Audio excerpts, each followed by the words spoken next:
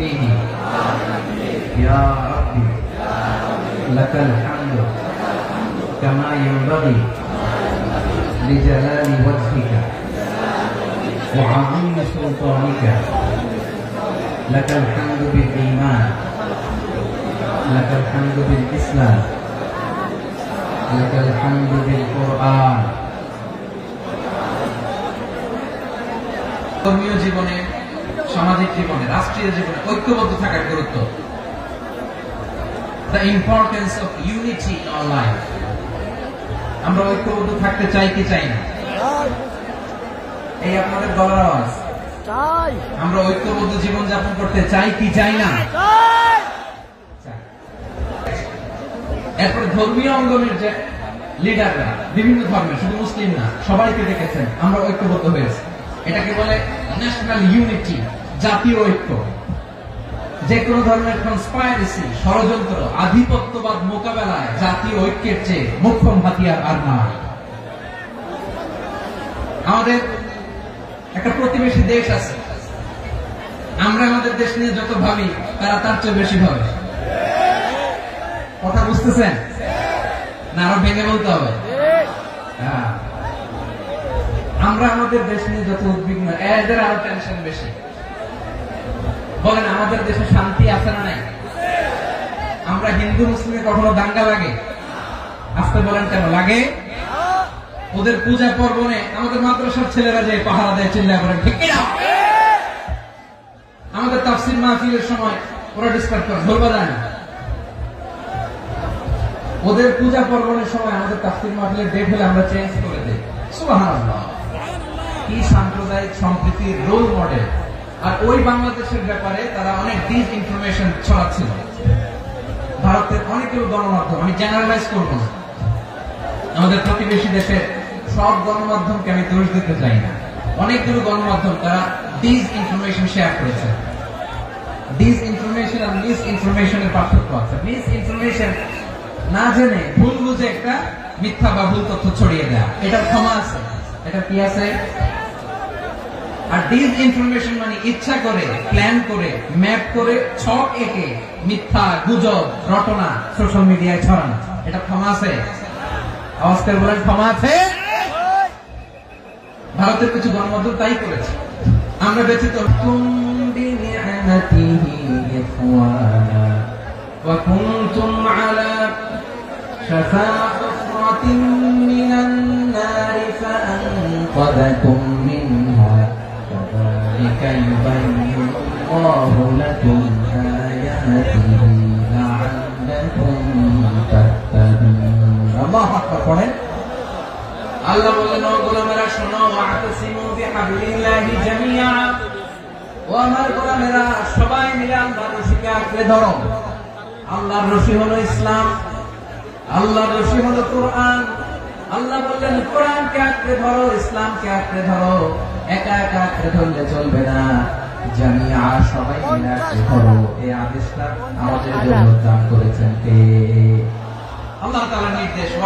সবাই ভাই ভাই হয়ে গেলে তোমরা সবাই ছেলে ঐক্যবদ্ধ করে বিচ্ছিন্ন হওয়া যাবে না।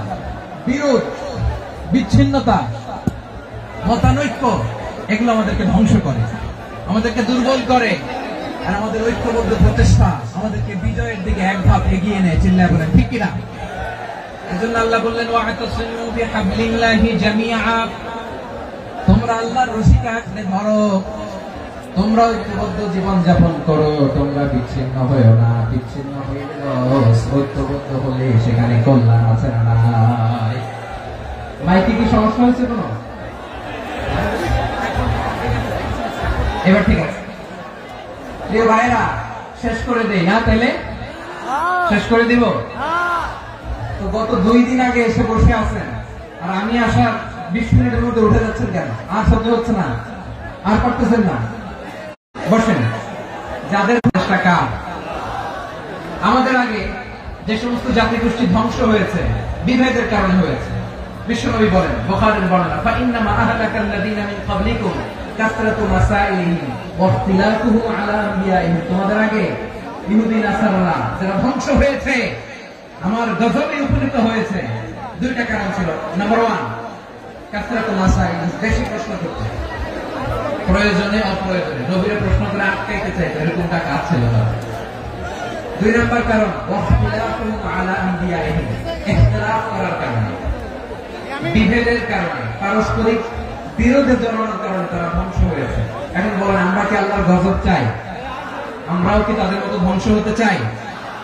এজন্য আল্লাহ তাআলা সূরা আল ইমরানের 105 নম্বর আয়াতে বলেন, ওয়ালা তাকুনু কাল্লাযীনা তাফাররাকু ওয়াখতালাফু মিন বা'দি মা জাআহুমুল বায়িনাত ওয়া উলাইকা লাহুম আযাবুন আযীম। খবরদার, প্রমাণ পাওয়ার পরেও, দলিল নাযিল হওয়ার পরেও যারা বিরোধ করেছে, ইখতিলাফ করেছে, বিচ্ছিন্ন হয়েছে, খবরদার তোমরা তাদের মতো হও না।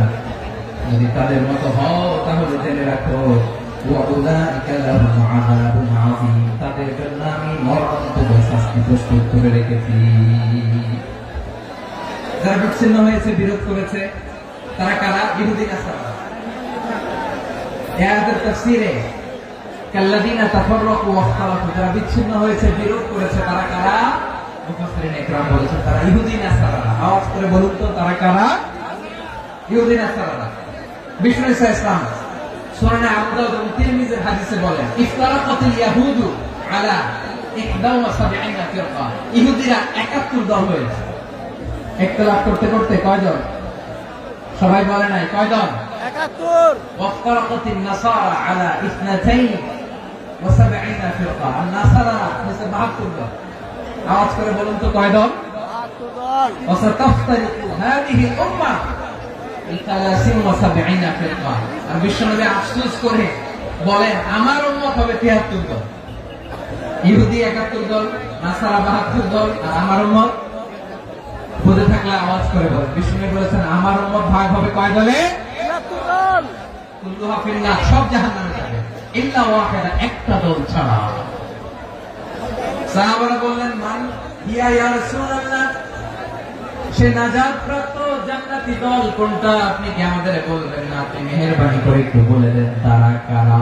বিশ্বনবী বললেন, মা আনা আলাইহি ওয়া আসহাবি, আমি এবং আমার সাহাবারা যে মতের উপর, যে পথের উপর আছে, এই মত এবং পথের উপর যারা থাকবে তারাই জান্নাতের দল হয়ে যাবে।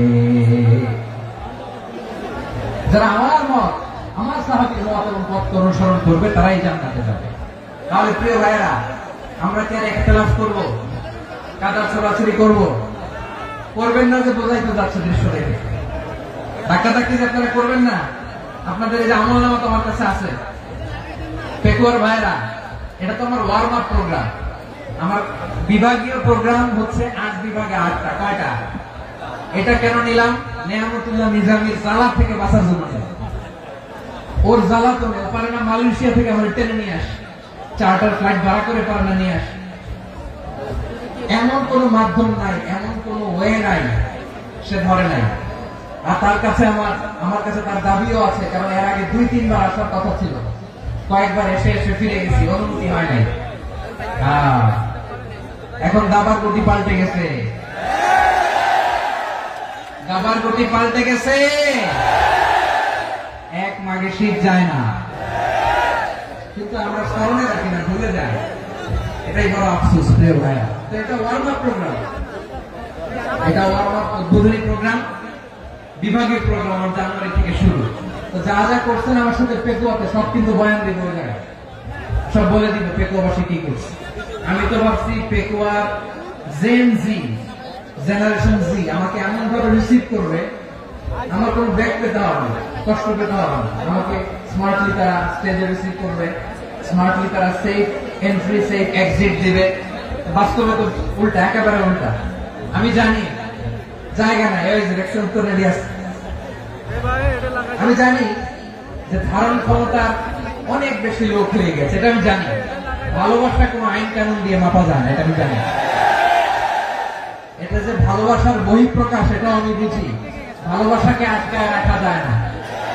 এটা যে ভালোবাসার অগ্নি স্ফুলিঙ্গ, এটাকে কোনো কিছু দিয়ে দামায় রাখা যাবে না, এটা আমি টের পাই।